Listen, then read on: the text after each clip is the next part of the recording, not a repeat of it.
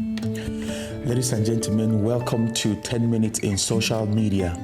Our story today is about this baby that you see on your screen, and we picked this story from this page. The owner of the page is Brown Popsy, as you can see from the screen. And so I'm going to read the story for you the way it is before we should go to our next story that has caught our attention. And this one is, of course, a sad story that I would like to read for you. Yaoundé. My daughter was killed at Le Jourdain Clinic in Yaoundé. Her assassin is called Mvondo, and a commissioner owner of the clinic then sent a pickup with police officers to send us outside the premises after their crime. An anonymous woman said her daughter, called Abe Andrea, here on picture, was born on February 12, 2023, and on April 1st, 2023 at 4:44 a.m. She noticed a temperature increase from the child of about 38.5, and in the morning she went to Le Jourdain Clinic where the child was killed, according to her. From her own words, she wrote, I called the Le Jourdain Clinic to find out if there is a pediatrician on duty. They say yes. Around 4 p.m., we realized that the fever is rising, so we decided to go to the emergency room at Le Jourdain Hospital. When we arrived, they told us that, in fact, there is no pediatrician on duty. She was already 38.5, so we decided to stay. At this time, they hospitalized her at 6 p.m. We did all tests, and they put the child on antibiotics. The little one no longer had a fever. In the morning at 7 a.m., they come to drop off an invoice for 100,000 to be paid before 9 a.m. and we paid.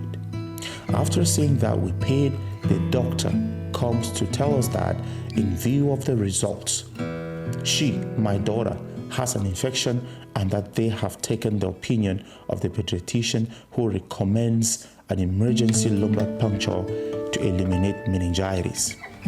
At 12:55 p.m., we were asked to leave because parents are not allowed during treatment. I told this man, pediatrician, that this is the apple of my eye. They answer, anti-laughing. All thing will be fine. Suddenly, we hear the child scream. Then nothing. At 1:05 p.m., we decided to go and see. At 10 p.m., they tell us that it went well. She fell asleep. When we look at the child, we see that she is not breathing. We call them and we started shouting. They say, no, she's just sleeping soundly, and they laugh. We could see, however, that the child was not breathing. We tell them, they start laughing. Finally, I start to shout. They pretend to react. My fiancé runs downstairs to get the doctor, who comes up nonchalantly and casually. Then they decide to resurrect the child. 40 minutes had passed. They entered the resuscitation room, saying that they were going to resuscitate her, and yet the child had since died. Finally, an hour later, they announced her death to us and lied that it is following a wrong diagnosis. When we put pressure on the lady doctor, they end up admitting that they put anesthesia on the child. She was very agitated during the puncture, so they decided to put a dose of anesthesia on her to calm her down, and that's when they killed the child. A fight starts between the doctor and me, between my brother and a nurse, and at this time, Mvondo, pediatrician, had disappeared. From the moment he told us that the child, from the moment he told us that the child was sleeping, we never saw him again. That's so painful. They started telling us that their promoter, Dr. Mbarga, is a divisional commissioner, that nothing can be done to them. They call him, he sent 2 pickups heavily armed with police to send us away from the hospital/clinic. Anonymous. If this story does not hurt you personally, then you should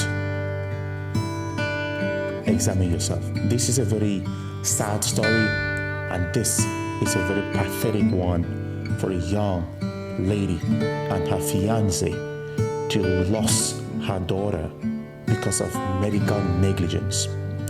Welcome.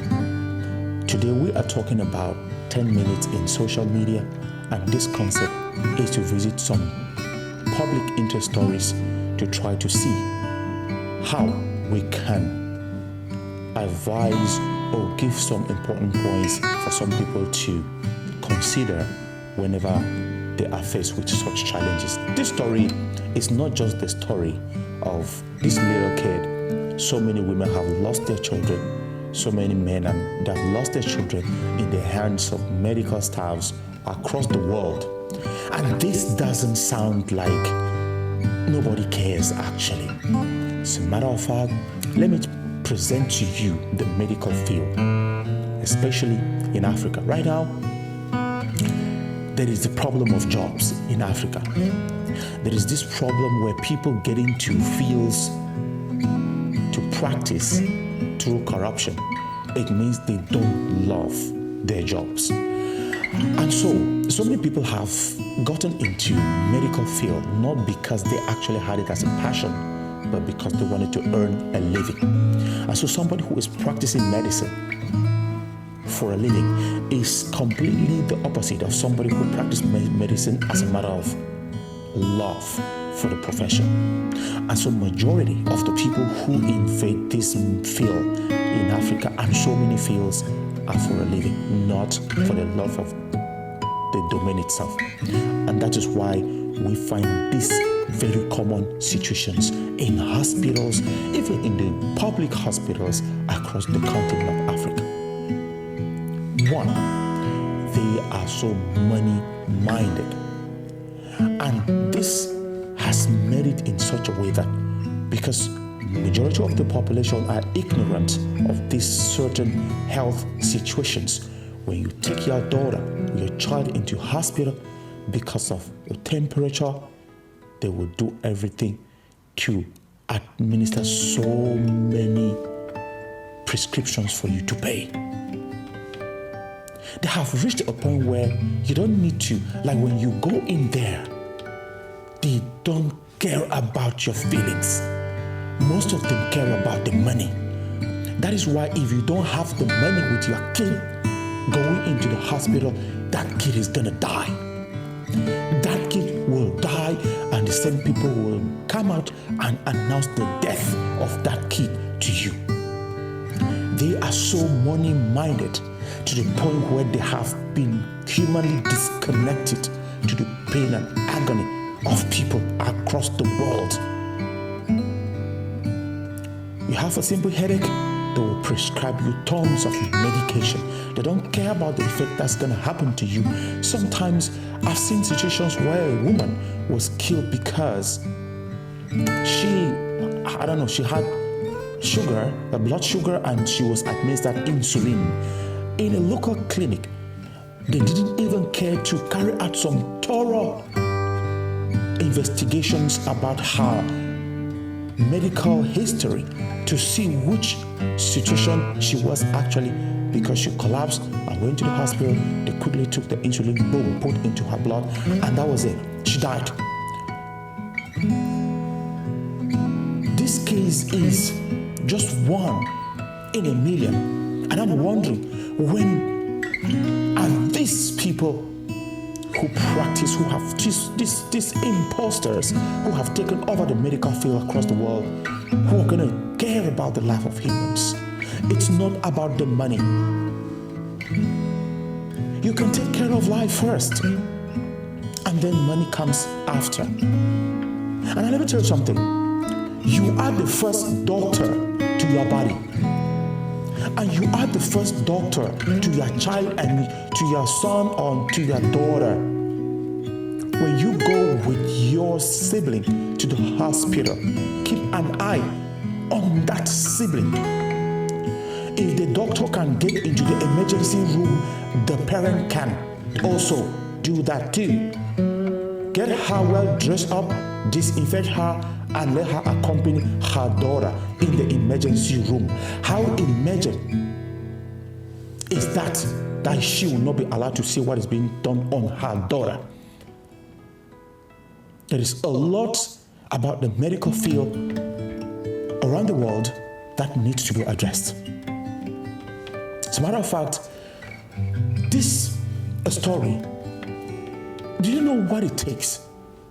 Do you actually know what it takes to lose a child? Some people go into depression because they're searching, going from one angle to the other, from one doctor to the other to have a kid, just to come and lose that kid in the cold hands of death. From nonchalant individuals. What baffles me, beside the money aspect of it, their behavior sometimes sucks. You get there, she looks at you like you're some crab. They don't care about your feelings. They say, oh, sit there, even if it's raining, whatever the case. They don't want to, until they discover that you are rich or that you have money, that's when they'll come for you. Majority. Not all though, there are some good ones in the field. But this case is not just an isolated one. Ladies and gentlemen, take care of yourself. My thought goes to the family of this baby. Remain strong and let her soul rest in perfect peace. Ladies and gentlemen, you are watching 10 minutes in social media. Let's go to another one.